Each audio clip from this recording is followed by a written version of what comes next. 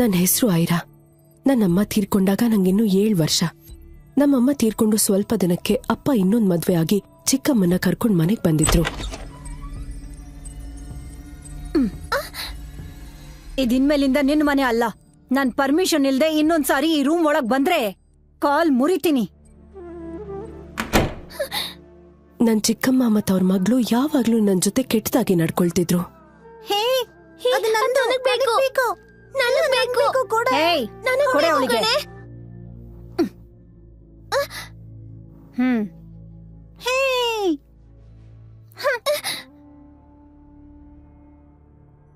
ನಾನ್ ನೋಡೋದಕ್ ತುಂಬಾನೇ ಸುಂದರವಾಗಿದ್ದೆ. ಇವಳು ಇಷ್ಟೊಂದು ಚಂದ ಕಾಣಿಸ್ತಾಳ. ಮಾಡ್ತೀನಿ. ಅದ್ ತಡ್ಕೊಳಕ್ಕಾಗ್ದೆ ಚಿಕ್ಕಮ್ಮ ಏನೋ ಒಂದ್ ಕಾರಣ ಹೇಳ್ತಾ ನಂಗ್ ಹೊಡಿತಿದ್ರು. ಏನೇ ಇದು? ಸರಿಯಾಗಿ ತೊಳಿ. ಐರಾ, ತಗೋ ಕುಡಿ. ಕುಡಿ, ನಾಟಕ ಆಡ್ಬೇಡ. ಕುಡಿ, ವೇಸ್ಟ್ ಮಾಡ್ದೆ ಕುಡಿ.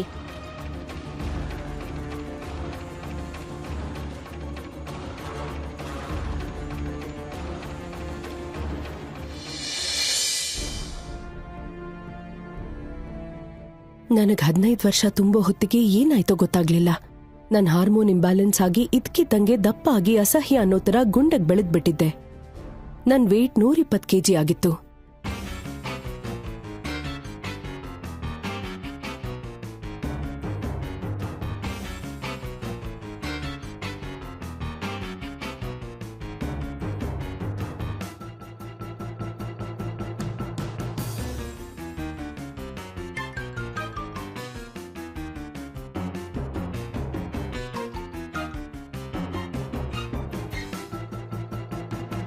ನನ್ ಚಿಕ್ಕಮ್ಮ ಯಾರಿಗೂ ಗೊತ್ತಾಗದೆ ಇರೋ ತರ ಏನೋ ಮೆಡಿಸಿನ್ ಕೊಡ್ತಿದ್ಲು. ಅದರಿಂದಾನೇ ನನಗ್ ಹಾರ್ಮೋನ್ಸ್ ಪ್ರಾಬ್ಲಮ್ ಆಗಿ ಗುಂಡಕ್ ತಯಾರಾಗಿದ್ದೀನಿ ಅಂತ ನನಗ್ ಆಮೇಲೆ ಗೊತ್ತಾಗಿತ್ತು. ಹೀಗಿದ್ದಾಗ ಒಂದಿನ ನನ್ಗೊಂದ್ ಸಂಬಂಧ ಬಂದಿತ್ತು. ಐರಾ, ಏನಪ್ಪ? ಇಲ್ಬಾ. ಏನಪ್ಪ? ಕುತ್ಕೋ ಕುತ್ಕೋ. ಅಪ್ಪ, ನಿನಗೆ ಅಂತ ಒಂದ್ ಹುಡುಗನ ಹುಡುಕಿದೀನಿ. ಈ ಫೋಟೋ ನೋಡು, ತಗೋ.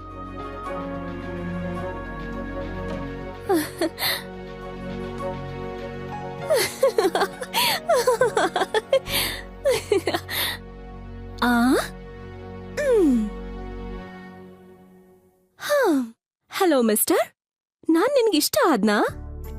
ಅಂದ್ಹಾಗೆ ನಾನ್ ನಿನ್ಗೆ ಸರಿಯಾದ ಜೋಡಿನಾ?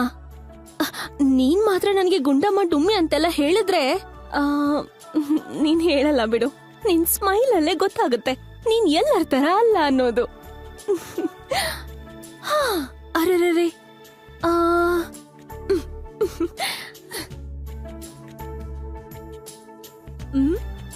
ಅಪ್ಪ, ನಮ್ ಜೋಡಿ ಎಷ್ಟು ಸೂಪರ್ ಆಗಿದೆ. ದೃಷ್ಟಿಗಿಷ್ಟಿ ಆದ್ರೆ ಕಷ್ಟ. 1 ನಿಮಿಷ.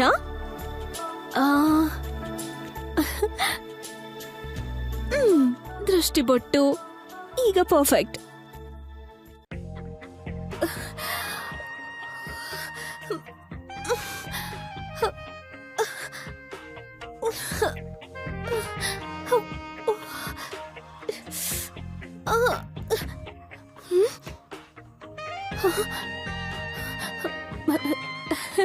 ಲಕ್ಷ್ಮಿ, ನಿನ್ ಮೇಲಾಣೆ, ನಿನ್ಗೆ ಮೆಷರ್ಮೆಂಟ್ ಕೊಟ್ಮೇಲೆ ನಾನ್ ಜಸ್ಟ್ ಸಲಾಡ್ ಡಯಟ್ ಅಲ್ಲೇ ಇದ್ದೀನಿ. ಪ್ಲೀಸ್ ನನ್ನ ಹತ್ರ ನೋಡ್ಬೇಡ, ಆಲ್ರೆಡಿ ಟೈಮ್ ಆಗ್ತಿದೆ ಅಂತ ತನ್ನ ಕಡೆ ಸಿಟ್ಟಿಂದ ನೋಡ್ತಾ ಇದ್ದ ಲಕ್ಷ್ಮಿಯನ್ನ ನೋಡ್ತಾ ಮುದ್ದಾಗಿ ಹೇಳಿದ್ಲು ಐರಾ. ಇವತ್ತು ಐರಾಳ ಮದ್ವೆ. ಈ ದಿನಕ್ಕಾಗಿ ಅವಳು ಎಷ್ಟು ದಿನದಿಂದ ಕಾದಿದ್ಲು. ಹೇಗೆಲ್ಲ ರೆಡಿ ಆಗ್ಬೇಕು ಅಂತ ಕನ್ಸನ್ನ ಕಂಡಿದ್ಲು ಅವಳಗ್ ಮಾತ್ರ ಗೊತ್ತು. ಈ ನಡುವೆ ಲಕ್ಷ್ಮಿ ಬ್ಲೌಸ್ ಹುಕ್ ಹಾಕೋದಕ್ಕೆ ಹೋದ ಫೋರ್ಸ್ಗೆ ಬ್ಲೌಸ್ ಅಲ್ಲಿದ್ದ ಹುಕ್ ಕಟ್ ಆಗಿ ಕೆಳಕ್ ಬಿತ್ತು. ಐರಾ ಲಕ್ಷ್ಮಿ ಒಬ್ರು ಮುಖ ಒಬ್ರು ನೋಡ್ತಾ ನಿಂತ್ಕೊಂಡ್ಬಿಟ್ರು. ಆ ಟೈಮ್ಗೆ ಸರಿಯಾಗಿ ಐರಾಳ ಅಪ್ಪ ಸೂರ್ಯಪ್ರಕಾಶ್ ಬಾಗಿಲು ಬಡ್ದಿದ್ರು. ಐರಾ, ಐರಾ, ಇನ್ ಎಷ್ಟೊತ್ತು? ಮೇಕಪ್ ಮಾಡ್ಕೊಂಡಿದ್ ಸಾಕು, ಬೇಗ ಬಾ. ನೀನ್ ಎಷ್ಟೇ ರೆಡಿ ಆದ್ರೂ ಕೂಡ ಎಮ್ಮೆಗೆ ಸೀರೆ ಉಡಿಸ್ದಂಗಿರತ್ತೆ. ಏನೋ ರಾವ್ ಅವ್ರಿಗೆ ನನ್ನ ಕಂಡ್ರೆ ಅದೇನೋ ಗೌರವ, ಹಾಗಾಗಿ ನೀನ ಮನೆ ತುಂಬಿಸ್ಕೊಳಕ್ ಒಪ್ಕೊಂಡ್ರು. ಅಕ್ಷತ್ ಈಗಾಗ್ಲೇ ಆಲ್ರೆಡಿ ಬೇಜಾರಲ್ಲಿದ್ದಾನೆ. ಅವನು ಕೋಪ ಬರಕ್ ಮೊದ್ಲು ಬಂದ್ ಕುತ್ಕೋ ಅಂತ ಹೇಳಿ ಹೊರಟೋದ್ರು ಐರಾಳ ಅಪ್ಪ ಸೂರ್ಯಪ್ರಕಾಶ್. ಆ ಮಾತನ್ನ ಕೇಳಿಸ್ಕೊಂಡ ಲಕ್ಷ್ಮಿ ಸಮಾಧಾನ ಮಾಡೋದಕ್ಕೆ ಮುಂದಾದ್ಲು.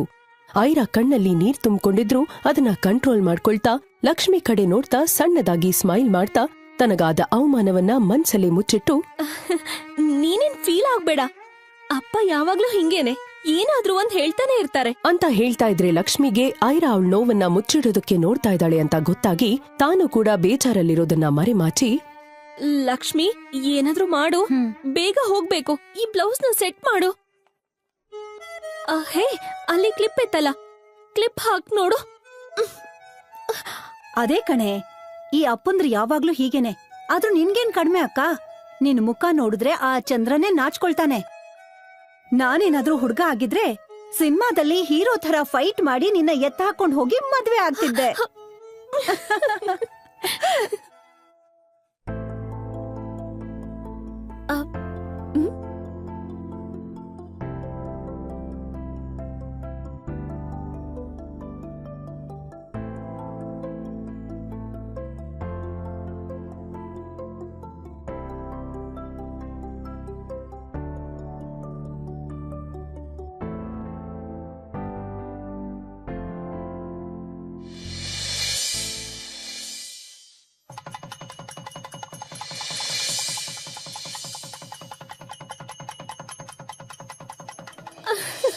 ಅಯ್ಯೋ,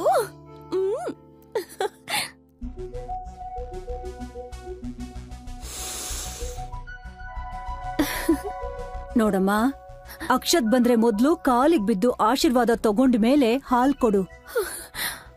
ಅಯ್ಯೋ, ಟೆನ್ಷನ್ ಬೇರೆ.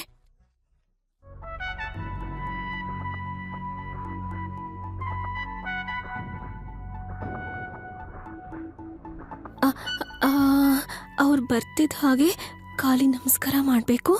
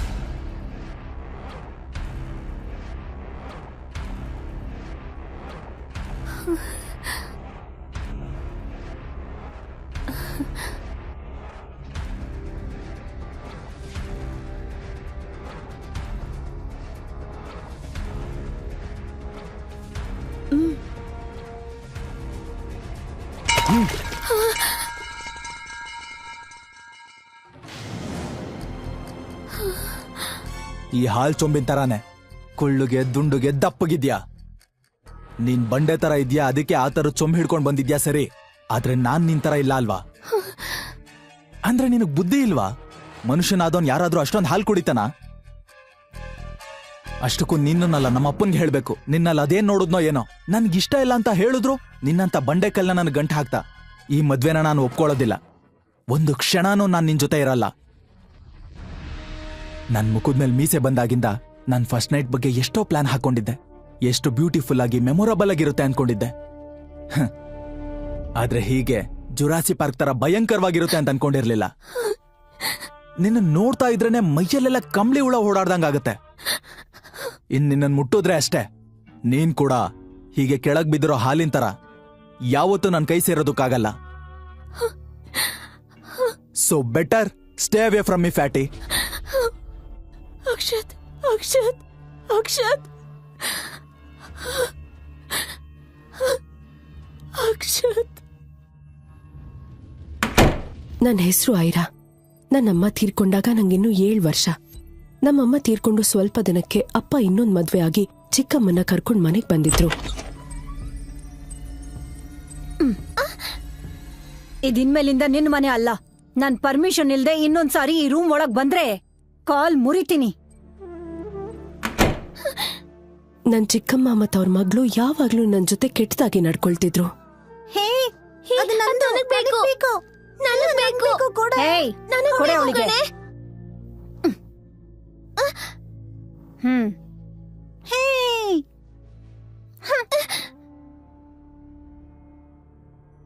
ನಾನ್ ನೋಡೋದಕ್ ತುಂಬಾನೇ ಸುಂದರವಾಗಿದ್ದೆ. ಇವಳು ಇಷ್ಟೊಂದು ಚಂದ ಕಾಣಿಸ್ತಾಳ? ಮಾಡ್ತೀನಿ. ಅದ್ ತಡ್ಕೊಳಕ್ಕಾಗ್ದೆ ಚಿಕ್ಕಮ್ಮ ಏನೋ ಒಂದ್ ಕಾರಣ ಹೇಳ್ತಾ ನಂಗ್ ಹೊಡಿತಿದ್ರು. ಏನೇ ಇದು? ಸರಿಯಾಗಿ ತೊಳಿ. ಐರಾ ತಗೋ ಕುಡಿ. ಕುಡಿ, ನಾಟಕ ಆಡ್ಬೇಡ. ಕುಡಿ, ವೇಸ್ಟ್ ಮಾಡ್ದೆ ಕುಡಿ.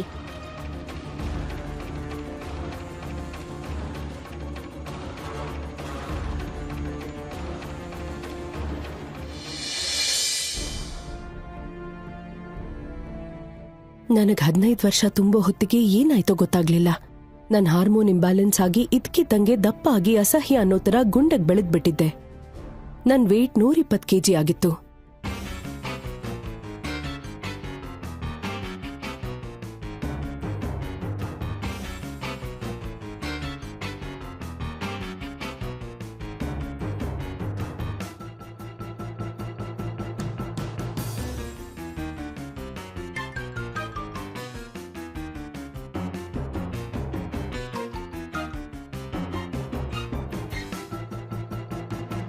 ನನ್ ಚಿಕ್ಕಮ್ಮ ಯಾರಿಗೂ ಗೊತ್ತಾಗ್ದೇ ಇರೋ ತರ ಏನೋ ಮೆಡಿಸಿನ್ ಕೊಡ್ತಿದ್ಲು. ಅದರಿಂದಾನೇ ನನಗ್ ಹಾರ್ಮೋನ್ಸ್ ಪ್ರಾಬ್ಲಮ್ ಆಗಿ ಗುಂಡಕ್ ತಯಾರಾಗಿದ್ದೀನಿ ಅಂತ ನನಗ್ ಆಮೇಲೆ ಗೊತ್ತಾಗಿತ್ತು. ಅಕ್ಷತ್ ಸಿಟಿಯಲ್ಲಿ ಸಿಕ್ಕಾಪಟ್ಟೆ ರಿಚ್ ಆಗಿರೋ super looking business man.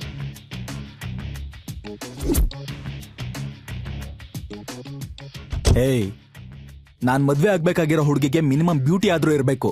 So don't show me this Gowramma kind of girls. ನಮಸ್ಕಾರ ಅಳಿ ಅಂದ್ರೆ. ಬನ್ನಿ.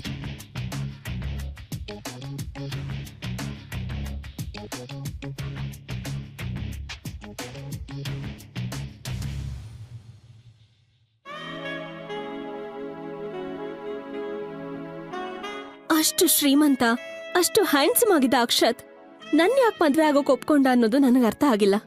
ಬಟ್ ಅವತ್ ನಾನು ತುಂಬಾನೇ ಸಂತೋಷದಲ್ಲಿದ್ದೆ.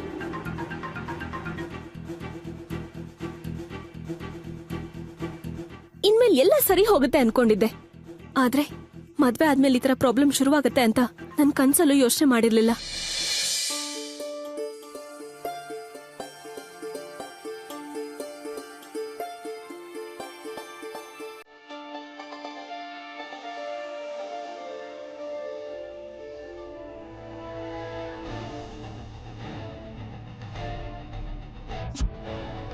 ಮದ್ವೆ ಆದ ತಕ್ಷಣ ನನ್ ಗಂಡ ಅಕ್ಷತ್ ಹೈಯರ್ ಎಜುಕೇಶನ್ಗೆ ಅಂತ ಬೇರೆ ಊರಿಗೆ ಹೋಗ್ಬಿಟ್ರು.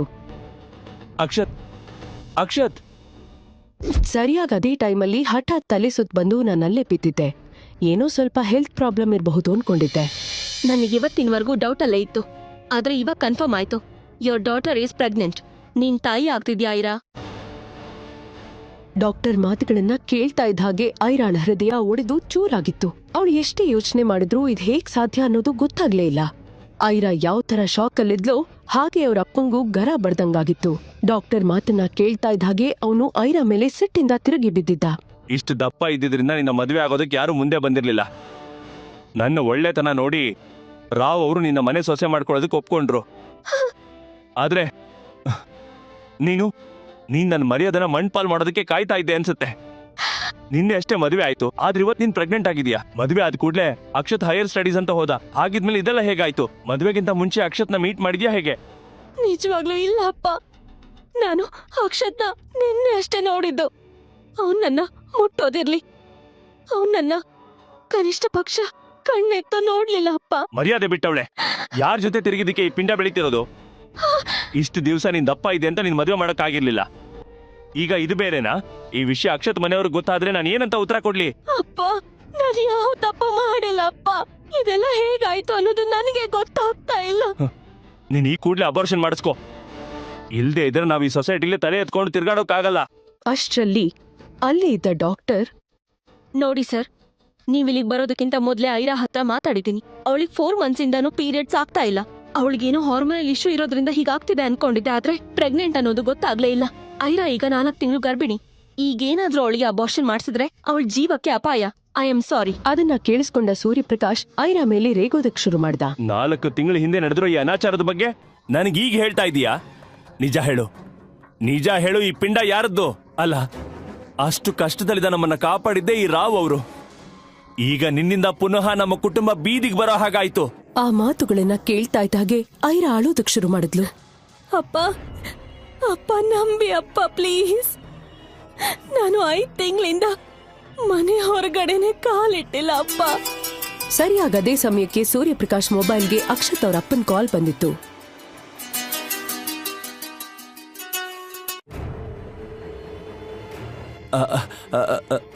ರಾವ್ ಅವ್ರೆ ನಮಸ್ತೆ.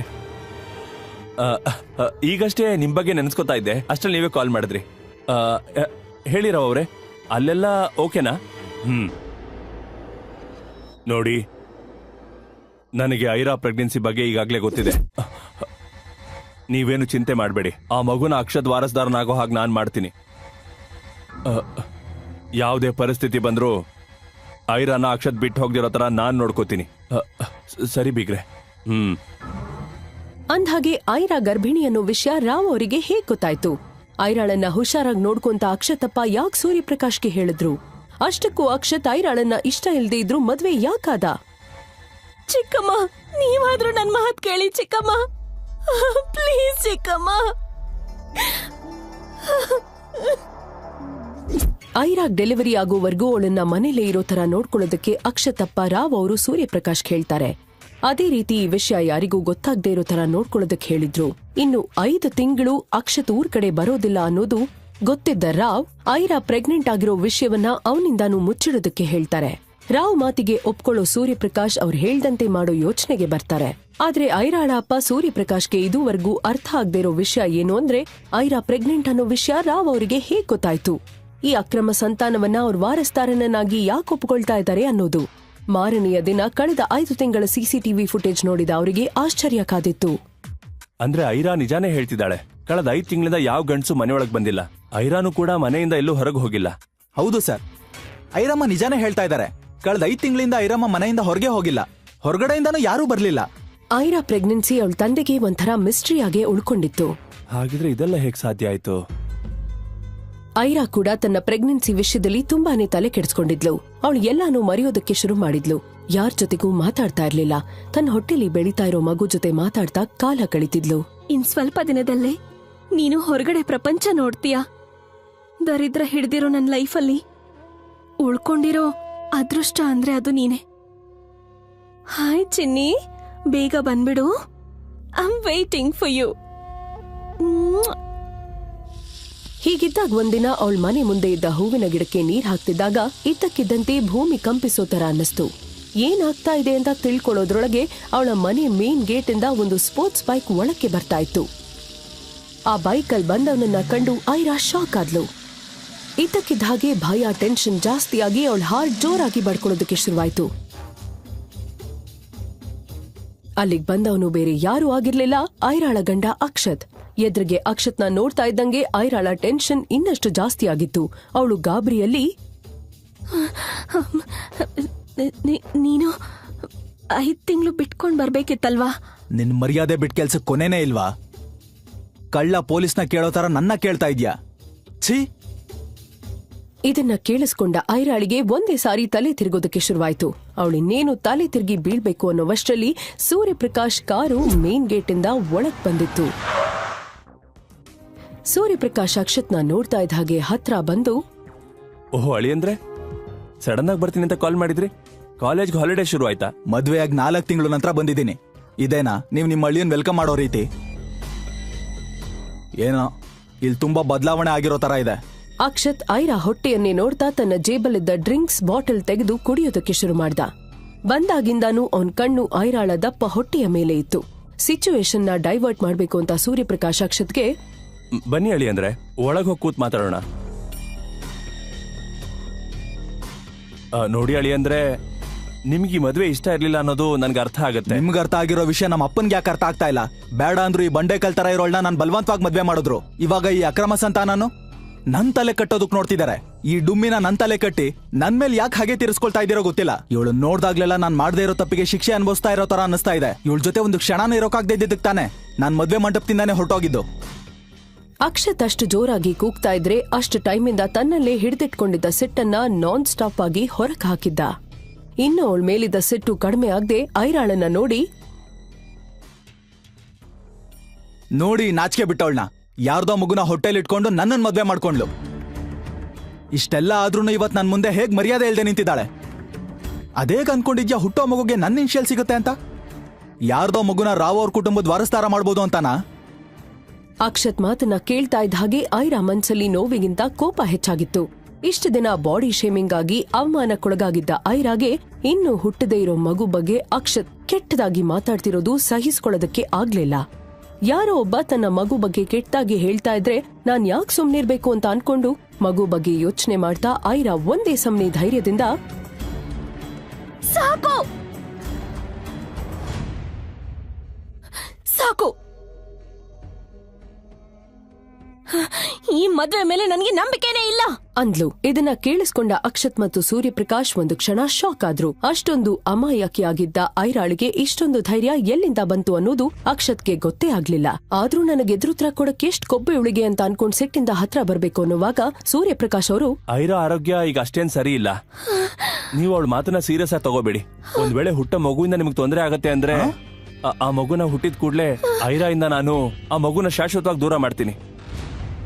ನಿಜ ಅಳಿ ಅಂದ್ರೆ ನನ್ ಮಾತ್ ನಂಬಿ. ಸ್ವಂತ ತಂದೆಯ ಬಾಯಿಂದ ಇಂಥದ್ದೊಂದು ಮಾತ್ನ ಕೇಳ್ತಾ ಇದ್ದ ಹಾಗೆ ಐರಾಗ್ ಶಾಕ್ ಆಗಿತ್ತು.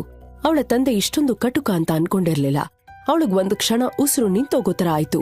ಸರಿಯಾಗ ಅದೇ ಸಮಯಕ್ಕೆ ಐರಾಳಿಗೆ ಹೆರಿಗೆ ನೋವು ಶುರುವಾಗಿತ್ತು. ಆ ನೋವು ತಡೆಯೋದಕ್ಕಾಗದೆ ಅವಳು ಕೆಳಗ್ ಬೀಳ್ತಾ ಇರುವಾಗ ಅಪ್ಪ ಸೂರ್ಯಪ್ರಕಾಶ್ ಅವಳನ್ನ ಹಿಡ್ಕೊಂಡ. ಅರ್ಜೆಂಟಲ್ಲಿ ಅಪ್ಪ ಆಂಬ್ಯುಲೆನ್ಸ್ ಕಾಲ್ ಮಾಡಿದ್ದ. ಇದೆಲ್ಲವನ್ನ ನೋಡ್ತಾ ಇದ್ದ ಅಕ್ಷತ್ ತನಗೂ ಇದಕ್ಕೂ ಸಂಬಂಧನೇ ಇಲ್ಲ ಅಂದ್ಕೊಂಡು ಕನಿಕರ ಇಲ್ದೆ ಅಲ್ಲಿಂದ ಹೊರಟು ಹೋಗ್ತಾನೆ. ಕತ್ಲಾಗ್ತಾ ಇದ್ದ ಹಾಗೆ ಐರಾಳಿಗೆ ನಿಧಾನವಾಗಿ ಪ್ರಜ್ಞೆ ಬರೋದಕ್ಕೆ ಶುರುವಾಗಿತ್ತು. ಮಗು ಕೂಗ್ತಾ ಇರೋ ಶಬ್ದ ಕಿವಿಗ್ ಬಿದ್ದಿದ್ದೆ ತಡ ಅವಳ ಕಣ್ಣು ನಿಧಾನವಾಗಿ ಓಪನ್ ಆಗಿತ್ತು. ನಿಮ್ಗೆ ಅವಳಿ ಚೌಳಿ ಮಕ್ಳು ಮೇಡಮ್. ಒಂದು ಸ್ವೀಟ್ ಲಿಟಲ್ ಗರ್ಲ್, ಇನ್ನೊಂದು ಕ್ಯೂಟ್ ಬಾಯ್.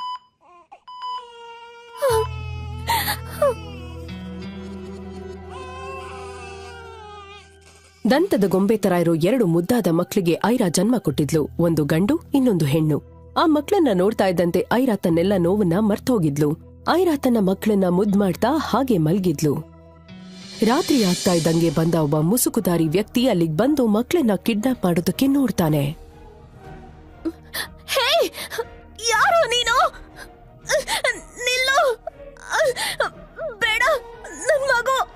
ಆ ಸಮಯದಲ್ಲಿ ಐರಾ ತುಂಬಾನೇ ಸುಸ್ತಲ್ಲಿದ್ದಿದ್ರಿಂದ ಅವಳು ಎಷ್ಟೇ ಪ್ರಯತ್ನ ಮಾಡಿದ್ರೂ ಆ ವ್ಯಕ್ತಿಯನ್ನ ತಡೆಯೋದಕ್ಕಾಗ್ಲಿಲ್ಲ. ಐರಾ ತನ್ನ ಮಗಳನ್ನ ಮಾತ್ರ ಕಾಪಾಡ್ಕೊಳ್ಳೋದಕ್ಕೆ ಸಾಧ್ಯ ಆಯ್ತು. ಆದ್ರೆ ಮುಸುಕುದಾರಿ ವ್ಯಕ್ತಿ ಐರಾ ಮಗನನ್ನ ಕಿಡ್ನಾಪ್ ಮಾಡುವಲ್ಲಿ ಸಕ್ಸಸ್ ಆಗಿದ್ದ. ಇಲ್ಲಿದ್ರೆ ಮಗಳಿಗೂ ಮುಂದೊಂದಿನ ಪ್ರಾಬ್ಲಮ್ ಆಗುತ್ತೆ ಅನ್ನೋ ಭಯ ಐರಾಳ ಟೆನ್ಷನ್ ಅನ್ನ ಹೆಚ್ಚಿಸಿತ್ತು. ಹಾಗಿದ್ರೆ ಯಾರ ಮುಸುಕುದಾರಿ ವ್ಯಕ್ತಿ? ಅವನ್ ಯಾಕೆ ಐರಾಳ ಮಗುವನ್ನ ಮಾತ್ರ ಕಿಡ್ನಾಪ್ ಮಾಡಿದ್ದ? ಐರಾ ಮತ್ತವಳ ಮಗಳಿಗೆ ಮುಂದೆ ಏನಾದ್ರೂ ಅಪಾಯ ಕಾದಿದ್ಯಾ? ಐರಾಳ ಜೀವನದಲ್ಲಿ ಈ ತರ ಆಟ ಆಡ್ತಿರೋ ಆ ಅಜ್ಞಾತ ವ್ಯಕ್ತಿ ಯಾರು? ಎಲ್ಲಾ ಗೊಂದಲಗಳ ನಡುವೆ ಐರಾ ಅಲ್ಲಿಂದ ಸೀದಾ ಅತ್ತೆ ಇರುವಲ್ಲಿಗೆ ಹೊರಟೋಗ್ತಾಳೆ. ನಿಧಾನವಾಗಿ ಐರಾಳ ಜೀವನದಲ್ಲಿ ಸಂತೋಷ ಅನ್ನೋದು ಕಾಣಿಸ್ಕೊಳ್ಳೋದಕ್ಕೆ ಶುರುವಾಗಿತ್ತು. ಅವಳು ತನ್ನ ಮಗಳ ಜೊತೆ ಹೊಸ ಜೀವನವನ್ನ ನಡೆಸ್ತಾ ಇದ್ಲು. ನೋಡ್ತಾ ಇದ್ದಂಗೆ 6 ವರ್ಷ ಕಳೆದೋಗಿತ್ತು. ಈ 6 ವರ್ಷದಲ್ಲಿ ತುಂಬಾನೇ ಚೇಂಜಸ್ಗಳಾಗಿದ್ವು. ಐರಾ ಒಬೆಸಿಟಿ ಪ್ರಾಬ್ಲಮ್ ಇಂದ ಹೊರಗ್ ಬಂದು ನಾಜುಕಾಗಿ ಸೂಪರ್ ಆಗಿ ರೆಡಿ ಆಗಿದ್ಲು. ಈಗ ಅವಳನ್ನ ಗುರ್ತಿಡಿಯೋದು ಯಾರಿಗಾದ್ರೂ ಕಷ್ಟನೇ. ಅಷ್ಟ್ ಮಾತ್ರ ಅಲ್ಲ, ಈ 6 ವರ್ಷದಲ್ಲಿ ಐರಾ ಒಬ್ಳು ಫೇಮಸ್ ನ್ಯೂರೋ ಸರ್ಜನ್ ಆಗಿ ಡಾಕ್ಟರ್ ಸಂಯುಕ್ತ ಶರ್ಮಾ ಆಗಿ ಬದಲಾಗಿದ್ಲು.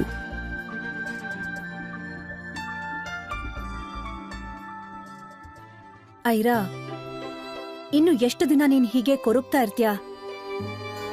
ನೀನ್ ಮನಸ್ಫೂರ್ತಿಯಾಗಿ ನಗಾಡಿದನ್ನ ನೋಡಿ ಅದೆಷ್ಟು ದಿನ ಆಯ್ತು ಗೊತ್ತಾ? ನಿನ್ ಹಳೆ ಲೈಫ್ ಇಂದ ಹೊರಗ್ ಬರೋದಕ್ಕೆ ನೀನ್ ಎಷ್ಟು ಕಷ್ಟಪಟ್ಟಿದ್ಯಾ ಅನ್ನೋದು ನನಗ್ ಗೊತ್ತು. ನೀನು ಮೊದ್ಲಿನ ಐರಾ ಅಲ್ಲ. Now you are one of the top neuro surgeon of the city, doctor Samyuktha Sharma. You are not a helpless women anymore. ನಿನ್ನ ನೋಡಿದ್ರೆ ನನ್ಗೆ ತುಂಬಾನೇ ಹೆಮ್ಮೆ ಆಗತ್ತೆ. ಆದ್ರೆ ನೀನ್ ಈ ತರ ಇರೋದು ನನಗ್ ಸ್ವಲ್ಪನೂ ಇಷ್ಟ ಆಗ್ತಾ ಇಲ್ಲ. ಅತ್ತೆ, ಈ 6 ವರ್ಷದಲ್ಲಿ ನನ್ ಮಗ ಏನಾಗಿದ್ದಾನೆ ಅನ್ನೋದೇ ಗೊತ್ತಾಗ್ತಾ ಇಲ್ಲ. ಅಪ್ಪ ಅಂತೂ ನೀನ್ ಹೇಗಿದ್ಯಾ ಅಂತ ಒಂದಿನಾನು ಫೋನ್ ಮಾಡಿ ಕೇಳಿಲ್ಲ. ಅಂದ್ಹಾಗೆ ನನ್ ಲೈಫಲ್ಲಿ ಇರೋ ಅಷ್ಟು ಮಿಸ್ಟ್ರಿ ಇನ್ನೆಲ್ಲೂ ಇರಲ್ಲ ಅನ್ಸುತ್ತೆ. ಐರಾಳ ಅಪ್ಪ ಸೂರ್ಯಪ್ರಕಾಶ್ 6 ವರ್ಷದಲ್ಲಿ ಒಂದಿನಾನು ಅವಳಿಗೆ ಕಾಲ್ ಮಾಡಿರ್ಲಿಲ್ಲ. ಆದ್ರೆ ಇವತ್ತು ಬೆಳಗ್ಗೆ ಸಡನ್ ಆಗಿ ಕಾಲ್ ಮಾಡಿ, ಹಲೋ ಐರಾ, ನೀನ್ ಅರ್ಜೆಂಟ್ ಆಗಿ ನೆಕ್ಸ್ಟ್ ಫ್ಲೈಟ್ ಬುಕ್ ಮಾಡ್ಕೊಂಡು ಬೆಂಗಳೂರಿಗೆ ಬಾ. ತುಂಬಾನೇ ಇಂಪಾರ್ಟೆಂಟ್. ಬಂದ್ಮೇಲೆ ನಿನ್ಗೆಲ್ಲ ವಿಷಯ ಹೇಳ್ತೀನಿ. ಅಲ್ಲ, ಅದು ಅದನ್ನ ಕೇಳಿಸ್ಕೊಂಡ ಐರಾಳಿಗೆ ಟೆನ್ಷನ್ ಜಾಸ್ತಿ ಆಗಿತ್ತು. ಏನಾಯ್ತು ಅಂತ ಅತ್ತೆ ಕೇಳಿದ್ದಕ್ಕೆ, ಡ್ಯಾಡಿ ಕಾಲ್ ಮಾಡಿದ್ರು. ನಾನು ಈಗಲೇ ಬ್ಯಾಂಗ್ಳೂರಿಗೆ ಹೋಗ್ಬೇಕಂತೆ. ಸಡನ್ ಆಗಿ ಏನಾಯ್ತೋ ಏನೋ, ತುಂಬಾನೇ ಅರ್ಜೆಂಟ್. ಅಲ್ಲಿ ಬಂದ್ಮೇಲೆ ಎಲ್ಲ ಹೇಳ್ತೀನಿ ಅಂತ ಹೇಳಿದ್ರು. ನಿಜ ಹೇಳ್ಬೇಕಂದ್ರೆ ಐರಾಗೆ ಬೆಂಗಳೂರು ಅಂದ್ರೇನೆ ಭಯ ಹುಟ್ಟಿಸಿತ್ತು. ಯಾಕಂದ್ರೆ ಅವಳ ಲೈಫಲ್ಲಿ ನಡೆದು ಹೋಗಿದ್ದ ಕೆಟ್ಟ ವಿಚಾರಗಳು, ಹಳೆ ನೆನಪುಗಳು ಅವಳನ್ನ ತುಂಬಾನೇ ಕಾಡ್ತಿತ್ತು. ಅವಳ 6 ವರ್ಷದ ಮಗಳ ಮೇಲೆ ಇದ್ಯಾವುದರ ನೆರಳು ಬೀಳ್ಬಾರ್ದು ಅನ್ಕೊಂಡಿದ್ಲು. ಆದ್ರೆ ಇವತ್ತು ಐರಾ ಪರಿಸ್ಥಿತಿನ ಎದುರಿಸೋದಕ್ಕೆ ತಯಾರಾಗಿದ್ಲು. ಅವಳಿದ್ದಕ್ಕಿದ್ದಂತೆ ತನ್ನ ಮನಸ್ಸನ್ನ ಗಟ್ಟಿ ಮಾಡ್ಕೊಂಡು, ಈ ಪ್ರಾಬ್ಲಮ್ ಇಂದ ಇನ್ನೆಷ್ಟು ದಿನ ಓಡೋಗ್ತಾ ಇರ್ತೀಯ ಐರಾ? 6 ವರ್ಷದಲ್ಲಿ ಆಗದೆ ಇರೋ ಕೆಲ್ಸನ ಈಗ ಪೂರ್ತಿ ಮಾಡೋ ಅವಕಾಶ ನಿನಗ್ ಸಿಕ್ಕಿದೆ. ಕಳ್ದೋಗಿರೋ ನಿನ್ ಮಗನ್ನ ಹೇಗಾದ್ರೂ ಮಾಡಿ ಹುಡುಕ್ಲೇಬೇಕು ಅಂತ ಆಲೋಚಿಸ್ತಾ ಐರಾ ತನ್ನ ಬ್ಯಾಗ್ ಪ್ಯಾಕ್ ಮಾಡ್ಕೊಂಡು ಮಗಳ ಜೊತೆ ಬೆಂಗಳೂರು ಫ್ಲೈಟ್ ಹತ್ತಿದ್ಲು. ಫ್ಲೈಟ್ ಲ್ಯಾಂಡ್ ಆಗ್ತಾ ಇದ್ದಂಗೆ ಐರಾಳ ಫೋನ್ ರಿಂಗ್ ಆಗಿತ್ತು. ಐರಾ ಫೋನ್ ರಿಸೀವ್ ಮಾಡ್ತಾ ಇದ್ದಂತೆ ಅಪ್ಪ, ಐರಾ, ನಿನ್ನ ಪಿಕಪ್ ಮಾಡೋದಕ್ಕೆ ಅಕ್ಷತ್ ಏರ್ಪೋರ್ಟ್ಗೆ ಬರ್ತಿದ್ದಾನೆ. ಅಷ್ಟ್ ಮಾತ್ರ ಹೇಳಿ ಸೂರ್ಯಪ್ರಕಾಶ್ ಸುಮ್ನಾಗ್ತಾನೆ. ಸ್ವಲ್ಪ ಹೊತ್ತಿಗೆ ಪುನಃ, ನೀನ್ ಅಕ್ಷತ್ ಜೊತೆಗೆ ಮನೆಗೆ ಬಂದ್ಬಿಡು. ಬಂದ ಮೇಲೆ ಎಲ್ಲ ಡೀಟೇಲ್ ಆಗಿ ಹೇಳ್ತೀನಿ, ಸರಿನಾ? ಆ ಮಾತು ಐರಾಳನ್ನ ಯೋಚನೆ ಮಾಡೋ ತರ ಮಾಡ್ಬಿಡ್ತು. ಅಕ್ಷತ್ ನನ್ನ ಪಿಕಪ್ ಮಾಡೋಕ್ ಬರ್ತಿದಾನ, ಆದ್ರೆ ಯಾಕೆ? 6 ವರ್ಷದಲ್ಲಿ ಫೋನ್ ಆಗ್ಲಿ ಮೆಸೇಜ್ ಆಗ್ಲಿ ಮಾಡ್ದೇ ಇರೋನು ಈಗ ನನ್ನೇನಕ್ ಮೀಟ್ ಆಗೋದಕ್ ನೋಡ್ತಿದ್ದಾನೆ. ಅಪ್ಪ ನನ್ನ ಹತ್ರ ಏನ್ ಹೇಳೋದಕ್ ನೋಡ್ತಿದ್ದಾರೆ? ಸರಿ ಬಾ, ಲೆಟ್ಸ್ ಗೋ. ಈ ಬಗ್ಗೆ ಯೋಚನೆ ಮಾಡ್ತಾ ಏರ್ಪೋರ್ಟ್ ಎಕ್ಸಿಟ್ ಕಡೆ ಐರಾ ಹೊರಟಿದ್ಲು. ಈ ಕಡೆ ಸೂರ್ಯಪ್ರಕಾಶ್ ಹೇಳ್ದಂತೆ ಅಕ್ಷತ್ ಕೂಡ ಐರಾಳನ್ನ ಕಾಯ್ತಾ ನಿಂತಿದ್ದ. ಈ ಆನೆ ಮರಿನ ಕರ್ಕೊಂಡು ಹೋಗೋದಕ್ಕೆ ನಾನ್ ಬರ್ಬೇಕಿತ್ತ. ಅಪ್ಪ ಹಾಕಿರೋ ಡಬ್ಬಾ ಕಂಡೀಷನ್ಸ್ಗೆ ಬೆಲೆ ಕೊಟ್ಟು ಬಂದೆ. ಇಲ್ಲ ಅಂದ್ರೆ ಇಷ್ಟೊತ್ತಿಗೆ ಆ ರಾಹುಲ್ ಪಾಟೀಲಿ ಚಿಲ್ಲಾಗಿರ್ತಿದ್ದೆ. ಏಯ್ ಅಕ್ಷತ್, ಆ ಆನೆ ಮರಿ ಇಲ್ದೇನೆ 6 ವರ್ಷ ಆರಾಮಾಗಿದ್ದಲ್ಲ ಗುರು.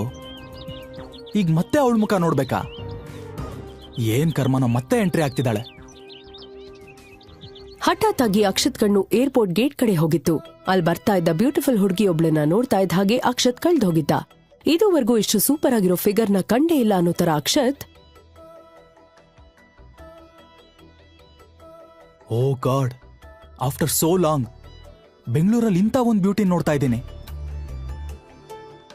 ಅಕ್ಷತ್ ಸ್ವಲ್ಪನೂ ಟೈಮ್ ವೇಸ್ಟ್ ಮಾಡದೆ ರೇಲಿಂಗ್ ನ ಜಂಪ್ ಮಾಡಿ ಸೀದಾ ಆ ಹುಡುಗಿ ಇರೋ ಕಡೆ ಓಡಿ ಬರ್ತಾನೆ. ಫಾಸ್ಟ್ ಆಗಿ ಬಂದಿದ್ದ ಅಕ್ಷತ್ ಅವಳೆದುರಿಗೆ ಬಿದ್ದಿದ್ದ ಗ್ಲಾಸ್ನ ತೆಗೆಯೋ ನೆಪದಲ್ಲಿ ಅವಳನ್ನೇ ನೋಡ್ತಾ ನಿಂತಿದ್ದ. ಐರಾಳ ರೂಪ ಕಂಪ್ಲೀಟ್ ಚೇಂಜ್ ಆಗಿದ್ರಿಂದ ಅವನು ಅವಳನ್ನ ಗುರ್ತ್ ಹಿಡಿಲಿಕ್ಕೆ ಆಗಿರ್ಲಿಲ್ಲ. ಅಕಸ್ಮಾತ್ ಆಗಿ ಅಕ್ಷತ್ನ ನೋಡಿದ್ದ ಐರಾ ಶಾಕ್ ಆಗಿದ್ಲು. ಒಂದು ಕ್ಷಣ ಅವಳಿಗೆ ಹಳೆಯ ಕಹಿ ಘಟನೆಗಳೆಲ್ಲ ನೆನ್ಪಾಗಿತ್ತು. ಯಾರನ್ನ ತಾನು ಜೀವನ ಪೂರ್ತಿ ಮರ್ತೇ ಬಿಡಬೇಕು ಅಂದ್ಕೊಂಡಿದ್ಲೋ ಪುನಃ ಅವನೇ ತನ್ನೆದ್ರು ನಿಂತು ಅವಮಾನ ಮಾಡೋ ಅವಕಾಶ ಸಿಕ್ತಾ ಅಂತ ಕನ್ಫ್ಯೂಸ್ ಆಗಿ ಆತರ ಏನಾದ್ರೂ ಆದ್ರೆ ಚಪ್ಲಿಲೇ ಹೊಡಿಬೇಕು ಅನ್ಕೊಂಡ್ಲು ಐರಾ. ಆದ್ರೆ ತನ್ನ ಮಗಳಿಗೆ ಯಾವ ವಿಚಾರನೂ ಗೊತ್ತಾಗ್ಬಾರ್ದು ಅಂತ ಸುಮ್ನಾಗಿದ್ಲು. ಆಗ ಸಡನ್ ಆಗಿ ಅಕ್ಷತ್, ಹೆಲೋ ಬ್ಯೂಟಿಫುಲ್, ನೀವು ಫಸ್ಟ್ ಟೈಮ್ ಬೆಂಗಳೂರಿಗೆ ಬಂದಿದ್ದೀರಾ ಅಂತ ಅನ್ಸತ್ತೆ. ಯಾಕಂದ್ರೆ ನಾನ್ ನಿಮ್ಮನ್ನ ಇದಕ್ಕೂ ಮೊದಲು ಬೆಂಗಳೂರಲ್ಲಿ ನೋಡಿರ್ಲಿಲ್ಲ. ಅದನ್ನ ಕೇಳಿಸ್ಕೊಂಡ ಐರಾಗೆ ಅವಾಗ ಅರ್ಥ ಆಗಿತ್ತು ಅಕ್ಷತ್ ತನ್ನನ್ನ ಗುರ್ತ್ ಹಿಡಿಲಿಲ್ಲ ಅನ್ನೋದು. ಅಕ್ಷತ್ ಮಾತನ್ನ ನೆಗ್ಲೆಕ್ಟ್ ಮಾಡ್ತಾ ಟ್ಯಾಕ್ಸಿ ಡ್ರೈವರ್ಗೆ ಕಾಲ್ ಮಾಡ್ತಾಳೆ ಐರಾ. ಹಲೋ, ಎಲ್ಲಿದ್ದೀರಾ ಅಣ್ಣ? ಎಂಟ್ರೆನ್ಸ್ ಅಲ್ಲಿ ಇದೀನಿ ಮೇಡಮ್, ಬಂದೆ. ಸರಿ. ಅವಳು ಮರ್ತೇ ಬಿಡ್ಬೇಕು ಅನ್ಕೊಂಡಿರೋರಲ್ಲಿ ಅಕ್ಷತ್ ಕೂಡ ಒಬ್ಬ. ಆದ್ರೆ ಅಕ್ಷತ್ ಮಾತ್ರ ಅವಳನ್ನ ಅಡ್ಡ ಹಾಕ್ತಾ, ಹೇ, ಟ್ಯಾಕ್ಸಿ ಯಾಕೆ? ನಿನಗೆ ಎಲ್ಲಿಗೆ ಹೋಗ್ಬೇಕು ಅಂತ ಹೇಳು, ನಾನಲ್ಲಿ ಡ್ರಾಪ್ ಮಾಡ್ತೀನಿ. ಹೌದು, ಈ ಸಣ್ಣ ಮಗು ಯಾರು? ಕ್ಯೂಟ್ ಗರ್ಲ್, ನಿಮ್ ತಂಗಿನಾ? ಅದನ್ನ ಕೇಳಿಸ್ಕೊಂಡ ಸ್ವೀಟಿ ಜೋರಾಗಿ ನಗಾಡಿದ್ಲು. ಅಷ್ಟೊತ್ತಿಗೆ ಟ್ಯಾಕ್ಸಿನೂ ಬಂದಿತ್ತು. ಐರಾ ಅರ್ಜೆಂಟಲ್ಲಿ ಸ್ವೀಟಿನ ಟ್ಯಾಕ್ಸಿಯಲ್ಲಿ ಕೂರಿಸಿ ಅವಳು ಕೂತ್ಕೊಂಡ್ಲು. ಇನ್ನೇನು ಟ್ಯಾಕ್ಸಿ ಹೊರಡ್ಬೇಕು ಅನ್ನುವಾಗ ಅಕ್ಷತ್, ಬೆಂಗಳೂರಿಗೆ ಬಂದಾಗ ಏನಾದ್ರೂ ಹೆಲ್ಪ್ ಬೇಕಾದ್ರೆ ಒಂದ್ ಹೆಸರು ನೆನ್ಪಿಟ್ಕೊಳ್ಳಿ, ರಾವ್ ಅಂಡ್ ಕೋ. ನೀವ್ ಯಾರನ್ನ ಕೇಳಿದ್ರು ಕೂಡ್ಲೆ ಕರ್ಕೊಂಡ್ ಬಂದು ನಮ್ಮ ಮನೆ ಮುಂದೆ ಇಳಿಸೋಗ್ತಾರೆ. ತಗೊಳ್ಳಿ ನನ್ ವಿಸಿಟಿಂಗ್ ಕಾರ್ಡ್. ಡ್ರೈವರ್ ಹೊರಡಿ. Hello miss. ಅರೆ, ಅಟ್ಲೀಸ್ಟ್ ನಿಮ್ ಹೆಸರಾದ್ರೂ ಹೇಳಿ. ಇಷ್ಟು ದೊಡ್ಡ ಸಿಟಿಲಿ ನಿಮ್ಮನ್ನ ನಾನು ಹೇಗೆ ಹುಡ್ಕೋದು? ಅಕ್ಷತ್ ಮಾತ್ರ ಐರಾಳನ್ನ ಹಾಗೆ ನೋಡ್ತಾ ನಿಂತ್ಬಿಟ್ಟ. ಐರಾ ತನ್ನ ತಂದೆ ಮನೆಗೆ ಎಂಟ್ರಿ ಆಗಿದ್ಲು.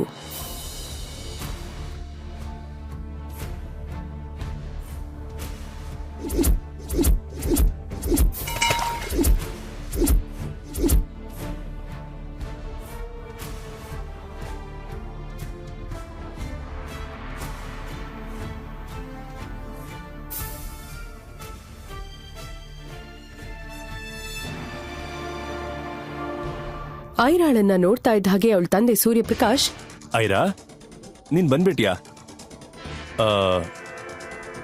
ಅಕ್ಷತೆಲ್ಲಿ? ಐರಾ ತನ್ನ ಅಪ್ಪನ ಮಾತಿಗೆ ಉತ್ತರ ಕೊಡದೆ, ಈಗ್ಲಾದ್ರೂ ಹೇಳ್ತೀರಾ ಇಷ್ಟು ಅರ್ಜೆಂಟಲ್ಲಿ ನನ್ನ ಯಾಕೆ ಬರಕ್ ಹೇಳಿದ್ದು ಅಂತ? ಐರಾಳ ಅಪ್ಪ ತಡಬಡಿಸ್ತಾ, ಅಶ್ವಿನಿ ಅಶ್ವಿನಿ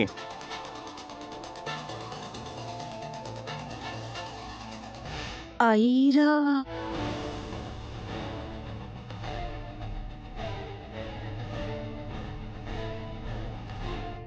ಐರಾ ನೀನು 2 ಪೇಪರ್ಸ್ ಮೇಲೆ ಸೈನ್ ಹಾಕ್ಬೇಕು. ಯಾವ್ದಾ ಪೇಪರ್ಸ್? ನೀನು ಅಕ್ಷತ್ ಬೇರೆ ಆಗಿ 6 ವರ್ಷ ಆಯ್ತು. ನೀನ್ ನಿನ್ ಜೀವನದಲ್ಲಿ ಹ್ಯಾಪಿ ಆಗಿದೀಯ. ಅಕ್ಷತ್ ಕೂಡ ಅವನ ಲೈಫಲ್ಲಿ ಹ್ಯಾಪಿನೆಸ್ ನ ಹುಡುಕಕ್ ಶುರು ಮಾಡಿದಾನೆ. ಸೊ ನೀವಿಬ್ರು ಡಿವೋರ್ಸ್ ತಗೊಂಡ್ರೆ ಒಳ್ಳೇದು.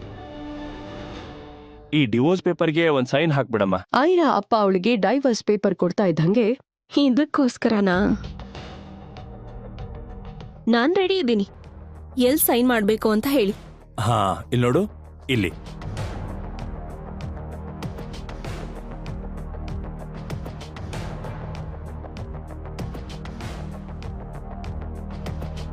ಹಿಂದೂ ಮುಂದೂ ಯೋಚನೆ ಮಾಡದೆ ಅದರಲ್ಲಿ ಸೈನ್ ಮಾಡಿದ ಐರಾ, ಅಪ್ಪ, ಅಕ್ಷತ್ ಅವರಪ್ಪಂಗೆ ನಾವು ಡಿವೋರ್ಸ್ ತಗೊಳ್ಳೋದು ಇಷ್ಟ ಇಲ್ಲ ಅಂತ ಹೇಳ್ತಿದ್ರಿ, ಮತ್ತೆ ಅವರೀಗ ಇದಕ್ಕೆ ಒಪ್ಕೊಂಡಿದ್ದಾರಾ? ಆ ಪ್ರಶ್ನೆ ಬರ್ತಾ ಇದ್ದಂಗೆ ಸೂರ್ಯಪ್ರಕಾಶ್, ಬಹುಶಃ ನೀನ್ ಸರಿಯಾಗಿ ಕೇಳಿಸ್ಕೊಂಡಿಲ್ಲ ಅನ್ಸುತ್ತೆ. ನೀನ್ 2 ಪೇಪರ್ ಮೇಲೆ ಸೈನ್ ಹಾಕ್ಬೇಕು ಅಂತ ನಾನು ಹೇಳಿದ್ದು. ಒಂದು ಡಿವೋರ್ಸ್ ಪೇಪರ್ ಮೇಲೆ, ಇನ್ನೊಂದು ಅಕ್ಷತ್ ಅವರ ಅಪ್ಪನಿಗೋಸ್ಕರ ಅಂತ ಹೇಳ್ತಾ ಸೂರ್ಯಪ್ರಕಾಶ್ ಇನ್ನೊಂದಷ್ಟು ಪೇಪರ್ನ ಐರಾಳಿಗೆ ಕೊಡ್ತಾನೆ. ಐರಾ ಪೇಪರಲ್ಲಿರೋ ಒಂದೊಂದೇ ಅಂಶವನ್ನ ನೀಟಾಗಿ ಓದೋದಕ್ಕೆ ಶುರು ಮಾಡಿದ್ಲು. ಅದನ್ನ ಓದ್ತಾ ಇದ್ದಂಗೆ ಅವಳು ಸಿಟ್ಟು ಸಿಡಿಯೋದಕ್ಕೆ ಶುರುವಾಗಿತ್ತು. ಅವಳು ಒಮ್ಮೆಲೆ ಅಪ್ಪನನ್ನ ನೋಡಿ, ಒಬ್ರು ತಂದೆ ಆಗಿ ಈ ಪೇಪರ್ಸ್ ಮೇಲೆ ಸೈನ್ ಹಾಕು ಅಂತ ಹೇಗ್ ಹೇಳ್ತೀರಾ?